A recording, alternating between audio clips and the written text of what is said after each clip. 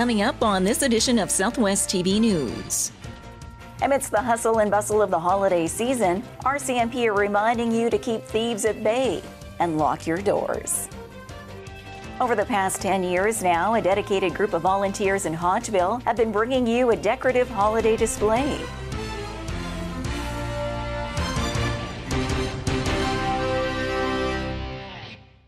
Thanks for joining us here today. Amidst the hustle and bustle of the holiday season, RCMP are reminding you to keep thieves at bay and lock your doors.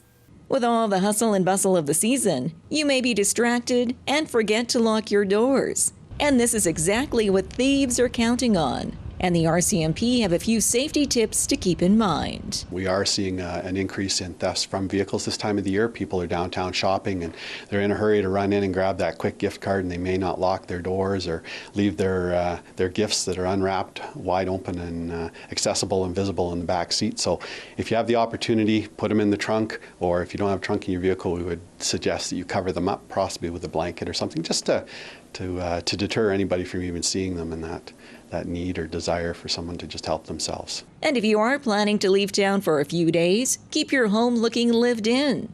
And don't let too many people know of your vacation plans. Have someone that you trust stay in your home, because then obviously it is lived in. But if that's not an option, pay one of the neighborhood kids to shovel your sidewalks.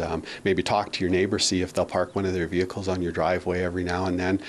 Ensure that any ladders or tools that are in your yard are locked up or out of sight. We don't want to have anybody have the easy access or provide them with an opportunity to climb through a window. Make sure your windows and doors are all locked. We don't encourage people to advertise that they're going to Jamaica, on their Facebook page the week before they go. We even discourage people to post pictures on Facebook when they're down there, but that's not quite as critical as it is to advertise and invite thieves to set up it on their day planner as to when you're going to be gone and on social media. And being an alert neighbor is also an important step in crime prevention. Always report any suspicious vehicles or individuals to the RCMP.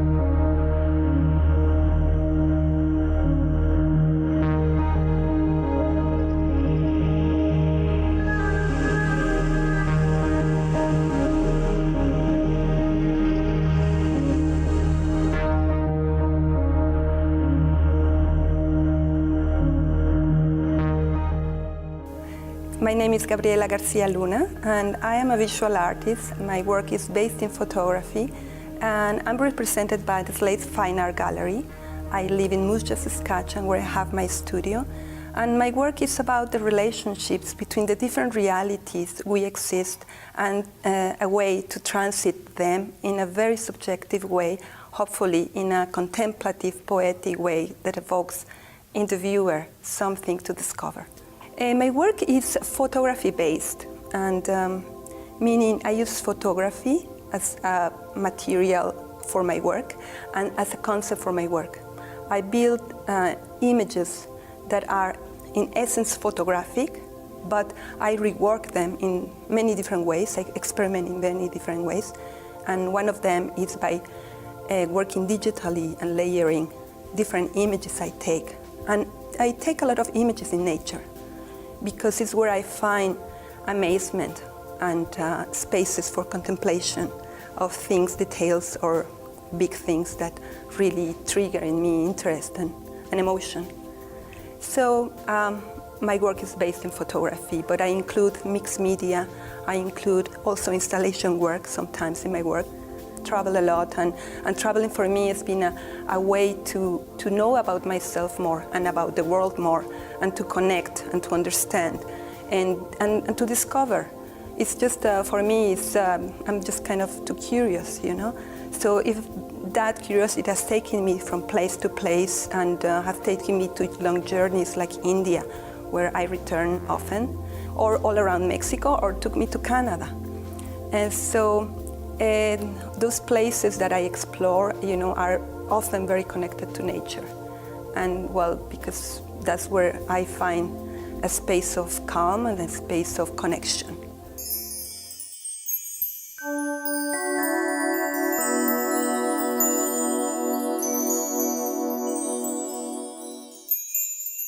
Well, it is really, really important in many ways. Of course, the very evident practical way is like you have a gallery that is representing you and selling your work. But also it's a vehicle, the gallery itself is a vehicle to bring your work to public in a different way that does public gallery, where I have exhibited as well, presented my work, or in a different way that a magazine does. You know, it's just a different portal of communication to bring your work and to create those dialogues, you know, between the artist and the public or the full community. Looking here is our actual photographs. So I think it's very important to have an exhibition like this, where those lines between, oh, it's commercial or it's public, are totally blurred. It's not about putting you in a box or another box. You know, it's just opening that channel that, yes, art is for sale, you know. Art not only is for sale, art has material value through materials that were purchased. It was performed through invested time, you know. And it also translates into a value, a commercial value, or market value, and how those values relate to the value of being in front of an original piece of art, and how that translates to having that piece of art.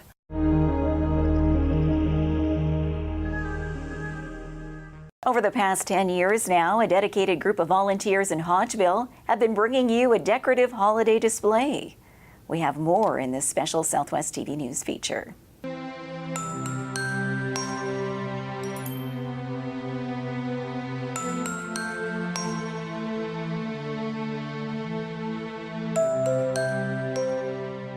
We've had people here from Texas. We're amazed at that. BC, but many, many communities in Saskatchewan.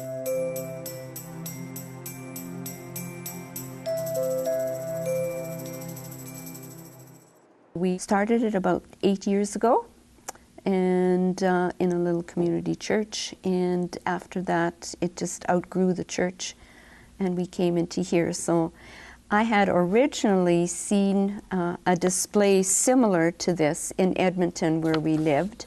And then when we moved to the farm, I had already started a bit of a collection, and the collection just kept growing from that point on. For some reason, I just had this interest in collecting nativity scenes, so gifts from all over the place. And then when we moved here, met Andrea, and she had also stated an interest in collecting nativity scenes, so that was where it started from. We start on Sunday night by just placing the tables in the hallway just to see how they would be arranged. And then Monday morning, another group of ladies, or well, us included, we come and we start skirting all the tables. That's the first thing that we have to do. And then once the tables are all skirted, then we start putting the different colors of fabric that would match or complement the scene. Yeah, and set the scenes on. I think the first year we must have had maybe 120 scenes, and it's grown from that. Last year, the count was at 650 approximately, and we are certain it will be over 700 this year. Everybody looks for new pieces. All our collectors look for new pieces. And I have received so many gifts from people from my own family, from friends, and from just community people who just say, oh, I went into the store, I was on holidays in Germany and I saw this little scene there and it just had your name on it, had to get it. And so I myself now have over 200 scenes. Well, I think we counted them just now, it was 225.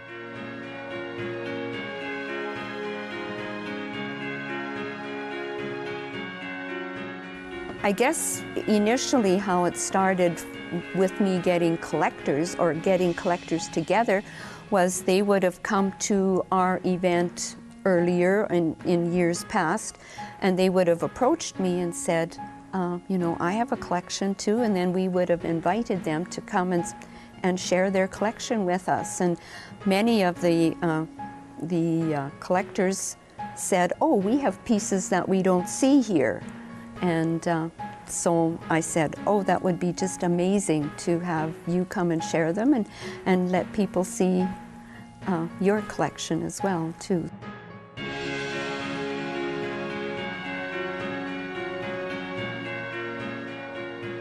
Well, in 2005, we visited Europe. We have friends that live there, and there was just so many Christmas. It was in December we visited, so there was lots of Christmas things there, and I purchased a few nativity scenes, and it was my birthday, so our friends and family bought me nativity scenes, and so when I came home there, I realized, oh, I guess I'm collecting nativity scenes, so quite enjoyed it.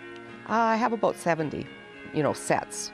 And most of them are small. I don't have a lot of bigger sets. I have more of just the Mary and Joseph and Jesus sets, the 3, and a lot of them are just one piece.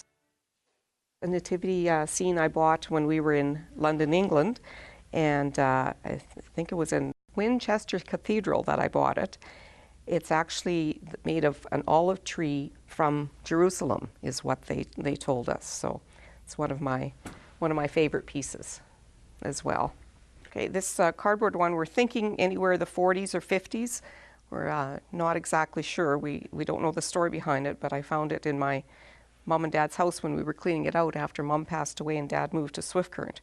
And so we were quite excited to find something this old.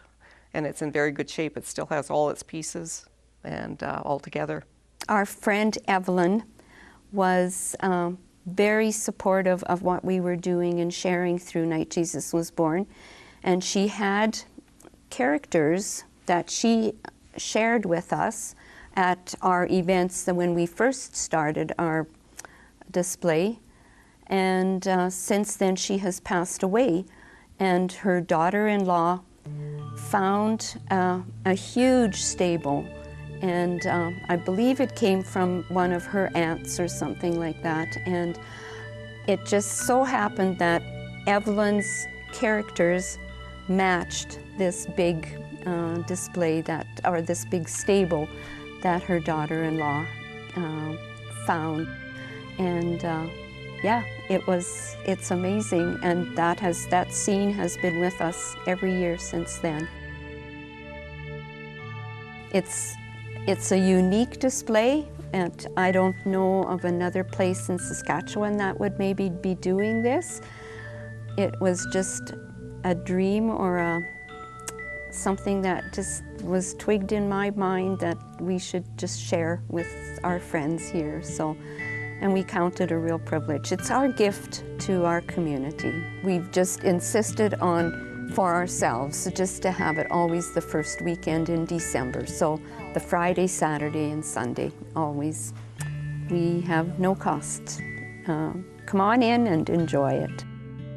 It's a very warm feeling. It's wonderful to be able to share such beautiful displays and to celebrate the night Jesus was born. It's a very, very good feeling. Our lives have have changed, but we always need to keep coming back, like, why do we celebrate Christmas? Why, what's the reason for it? And if we don't have a real basis for celebrating Christmas, why do you even celebrate the season?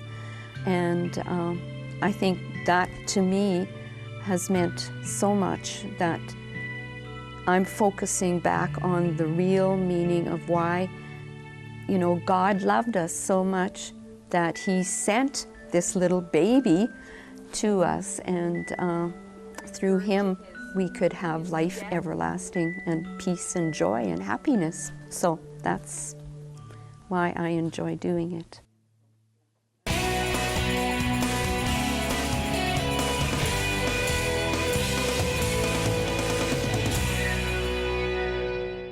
Well, this brings to a close another episode of Southwest TV News, reporting the stories that matter to you. We always welcome your news tips. You can always reach us here by phone at our studio or by email to contact us at southwesttvnews.com. Also, be sure to join us daily online for the latest news from across Southwest Saskatchewan and so much more at southwesttvnews.com. And be sure to follow us on a range of social media. Thanks for joining us here today. I'm Carol Andrews.